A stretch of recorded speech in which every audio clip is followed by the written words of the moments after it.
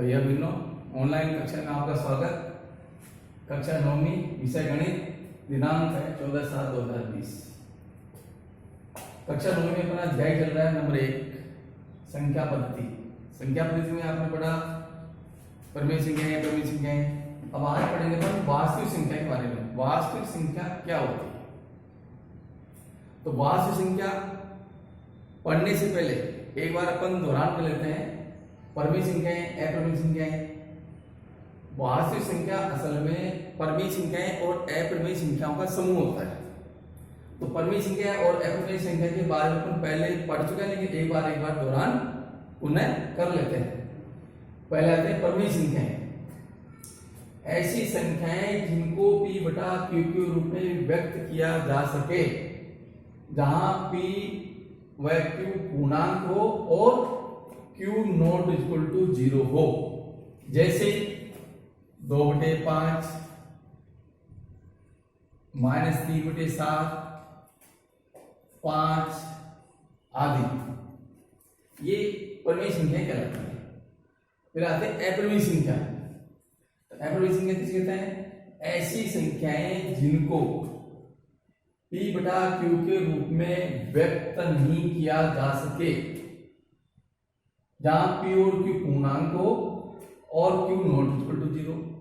तो दोनों परिमेय संख्या और अपरिमेय संख्या की परिभाषा में अंतर के लिए इतना है, इसे p बटा q के रूप में व्यक्त किया जा सके, शर्त दोनों में p q पूर्णांक हो, इसमें p व q पूर्णांक हो, q नॉट इक्वल टू 0 हो, यहाँ भी q नॉट इक्वल टू 0।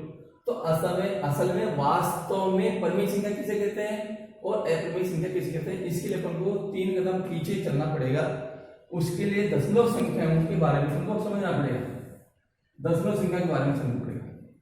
अब दशमलव संख्याएं किसी भी संख्या के p बटा q संख्या है, उसमें q का भाग हर अंश वो p में देने पर उस संख्या को दशमलव संख्या में बदला जा सकता है। अब दशमलव संख्या 2 प्रकार की होती है। नंबर 1, शांत दशमलव संख्याएं। ऐसी संख्याएं p में q का भाग देने पर कुछ चरणों पश्चात शेषफल 0 प्राप्त हो, ये संख्याएं परिमेय संख्याएं होती है। इसे 2/5, आप 2 में 5 का भाग दो,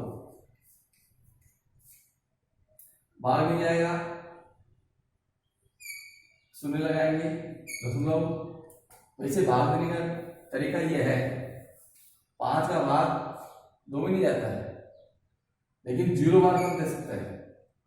तो 5 का भाग 2 में कितने बार देंगे? 0 बार। कितना आएगा ये? 2। कितने बच गए? 2।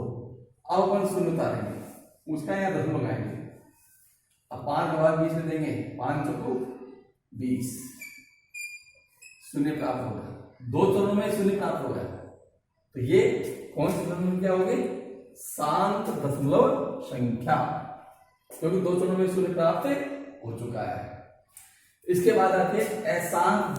अब देखो ये होती है ना, अब इसमें ये परिमेय संख्या होती है।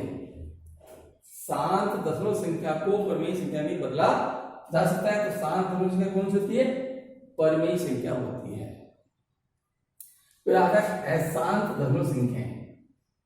इसकी परिभाषा क्या है समझेंगे। p में q का भाग देने पर शेषफल कभी भी 0 प्राप्त न हो, शेषफल बढ़ता रहे, 0 प्राप्त न हो, वो अशांत दशमलव संख्या कहलाती है। अब अशांत दशमलव संख्या की 2 प्रकार की होती है। नंबर 1, अशांत आवर्ती दशमलव संख्याएं, और दूसरी होती है अशांत अनावर्ती दशमलव संख्याएं। तो पहले अपन समझेंगे अशांत आवर्ती दशमलव संख्याओं के बारे में। तो ऐसी संख्याएं p का भाग q का भाग p में देने पर शेषफल प्राप्त न हो, कभी भी शेषफल 0 प्राप्त न हो, भागफल में अंक या अंकों के समूह की पुनरावृत्ति हो, इनको परिमेय संख्या में बदला जा सकता है। अशांत आवर्ती दशमलव संख्याओं को परिमेय संख्याओं में बदला जा सकता है। अतः ये कौन संख्या कहलाती है? परमेय संख्या। अशांत दशमलव संख्या की कौन, अशांत आवर्ती दशमलव संख्या में भी परमेय संख्या होती है और शांत दशमलव संख्या में भी परमेय संख्या होती है। जैसे ये हो गया। अब आता है अशांत आवर्ती अनावर्ती, अशांत अनावर्ती, अशांत अनावर्ती दशमलव संख्या। ऐसी संख्या क्यू का भाग पी में देने पर, ये देखो, जिनमें कभी भी शेषफल शून्य प्राप्त न हो और भागफल में अंक या अंकों के समूह की पुनरावृत्ति न हो। आवर्ती में तो क्या होता है, अंक या अंकों के समूह की पुनरावृत्ति हो। अनावर्ती में अंक या अंकों के समूह की पुनरावृत्ति न हो, हर बार नया अंक आएगा भागफल में, तो वो अशांत अनावर्ती दशमलव संख्या होती है। जैसे पाई, 2 पाई, √2, √3, √2 और √3 आदि संख्याएं अशांत अनावर्ती दशमलव संख्याएं होती है। अशांत अनावर्ती दशमलव संख्या को कभी भी परमेय संख्या में नहीं बदला जा सकता है। तो अशांत अनावर्ती दशमलव संख्याएं एक अपरिमेय संख्याएं होती है।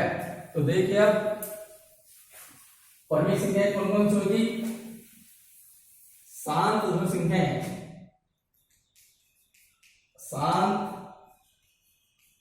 दशमलव संख्याएं और अशांत आवर्ती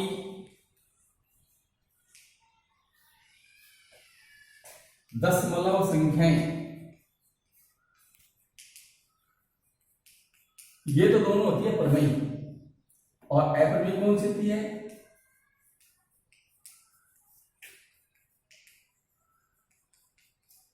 अशांत अनावर्ती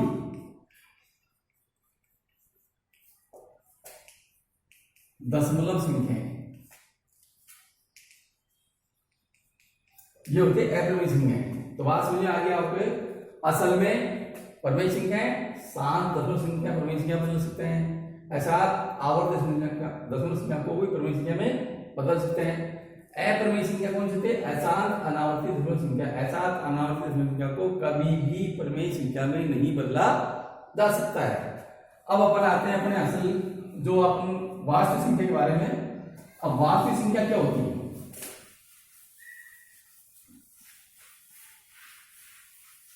वास्तविक संख्याएं, वास्तविक संख्या के बारे में पढ़ेंगे हम।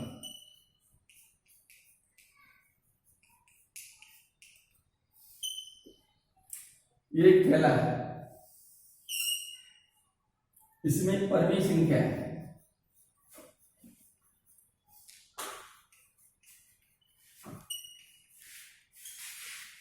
एक बैग है थैला, इसमें कौन संख्या है, परमेय संख्या।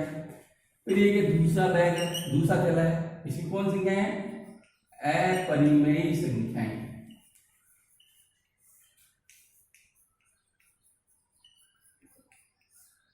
एक थैले में परमेय संख्या है, एक थैले में अपरिमेय संख्या है।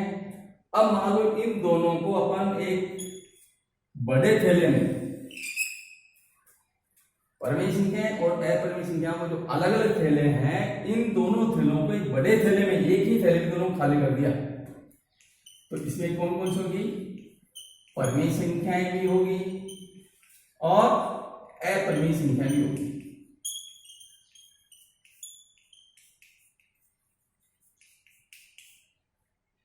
तो अपरिमेय संख्या और परमेय संख्याएं जिस थैले में है, दोनों मिलाकर के वास्तविक संख्याओं का थैला बन गया। कौन संख्या होगी, वास्तविक संख्याएं।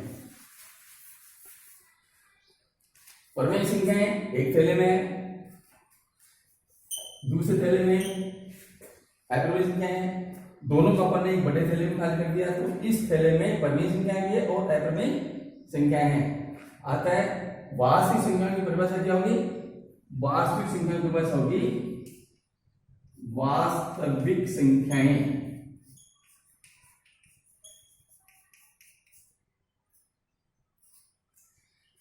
परिमेय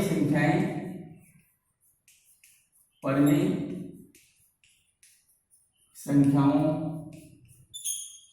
और अपरिमेय संख्याओं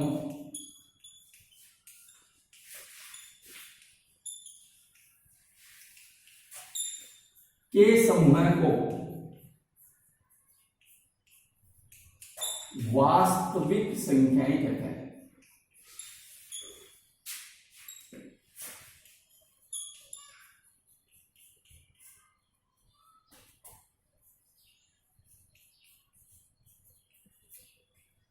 परिमेय संख्याएं और अपरिमेय संख्याओं के समूह दोनों को मिलाकर के वो वास्तविक संख्याएं कहलाती है। अर्थात वास्तविक संख्याओं में परिमेय संख्या और अपरिमेय संख्याएं दोनों सम्मिलित रहती है। अब वास्तविक संख्याएं या तो परिमेय होती है या अपरिमेय संख्या होती है। वास्तविक संख्या कौन हो सकती है? या तो परिमेय संख्या हो सकती है या अपरिमेय संख्या होती है। अतः हम कह सकते हैं कि प्रत्येक वास्तविक संख्या को संख्या रेखा के एक अद्वितीय बिंदु से निरूपित किया जा सकता है। प्रत्येक वास्तविक संख्या हो कि वास्तविक संख्या में कौन कौन सी परिमेय शामिल होगी और अपरिमेय शामिल होगी, या अर्थात परिमेय संख्या को और अपरिमेय संख्या को संख्या रेखा के एक अद्वितीय बिंदु, अद्वितीय मतलब इसका कोई दूसरा विकल्प न हो, किसी एक बिंदु द्वारा उसको निरूपित किया जा सकता है। अर्थात इसका अर्थ क्या हुआ? संख्या रेखा का प्रत्येक बिंदु एक वास्तविक संख्या को निरूपित करता है। संख्या रेखा का प्रत्येक बिंदु, ये संख्या रेखा है, इसे संख्या रेखा कहता है। संख्या रेखा में ये मध्य में शून्य, इसके दाईं ओर धनात्मक संख्या होती है, बाईं ओर ऋणात्मक संख्या होती है। इसे 1 2 3 आगे तक चल रहेगी। बाईं ओर -1 -2 और ये -3। तो इसका मतलब समझिए ना, अर्थात संख्या रेखा का प्रत्येक बिंदु, अब इसमें से कोई सा बिंदु संख्या रेखा पर अनंत बिंदु है, संख्या रेखा अनंत बिंदुओं से मिलकर बनी है। इसका प्रत्येक बिंदु कहीं भी हो सकता है, इसका प्रत्येक बिंदु एक वास्तविक संख्या को निरूपित करता है। अतः संख्या रेखा को एक वास्तविक रेखा भी कहते हैं। क्या मतलब होगा? जो संख्या रेखा है इसको वास्तविक रेखा भी कह सकते हैं। इसका ये वास्तविक संख्या के बारे में आप समझे होंगे। अब आपको गृह कार्य में इन सब परिभाषाओं को उतारनी है गृह कार्य कॉपी में और इसको याद करनी है। आज का यही गृह कार्य है। अब संख्या रेखा को अपरिमेय संख्या को किस प्रकार वास्तविक संख्या पर निरूपित किया जाता है यह आपको कल बताएंगे। आज का गृह कार्य यही है आपका, सभी परिभाषाओं को उतारना और याद करना।